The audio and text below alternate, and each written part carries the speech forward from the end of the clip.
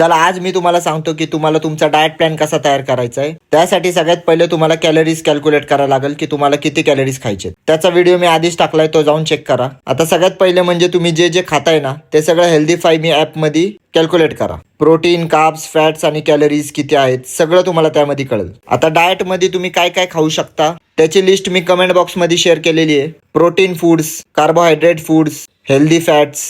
आता तुम्हाला जर फॅट लॉस करायचा असेल ना तर तुम्हाला प्रोटीन इंटेक तर कम्प्लीट करायचंच आहे, पण कार्बोहायड्रेट्स थोडेसे कमी करायचे आणि फॅट इंटेक सुद्धा कमी करायचे। आणि वेट गेन करण्यासाठी सुद्धा प्रोटीन इंटेक कम्प्लीट करायचंच आहे, पण कार्बोहायड्रेट्सचे फूड्स वाढवायचेत, हेल्दी फॅट्स वाढवायचेत आणि दोन्हीमध्ये तुम्हाला प्रोटीन आणि फायबर इंटेक चांगला ठेवायचं आहे। तुमचं बॉडी वेट जेवढं आहे तेवढंच ग्राम फायबर इंटेक ठेवायचंय। जर तुम्ही वेट लॉस करत असाल ना तर एक गोष्ट लक्षात ठेवायची, तेलकट, साखर असले गोष्टी कमी खायचे। जे गोष्टी दिसायला छोट्या असतात पण त्यांच्यात जास्त कॅलरीज असतात ते कमी करायचे आणि अशा गोष्टी खायचे जे दिसायला तर मोठ्या असतात पण त्याच्यात कॅलरीज खूप कमी असतात। आणि वेट गेन साठी त्याचं उलट। आणि तुम्ही जे जे खाताय ते थोडे दिवस तरी कॅल्क्युलेट करून खा आणि जसे जसे तुम्हाला रिझल्ट दिसतील तुमच्या गोल्स नुसार तुम्ही कॅलरीज वाढवा आणि कमी करत जा। आणि जर तुम्हाला याच्यातून काहीच समजलं नसेल ना तर मला फॉलो करा, कारण हे सगळं समजायला मला 4-5 वर्ष गेलेत।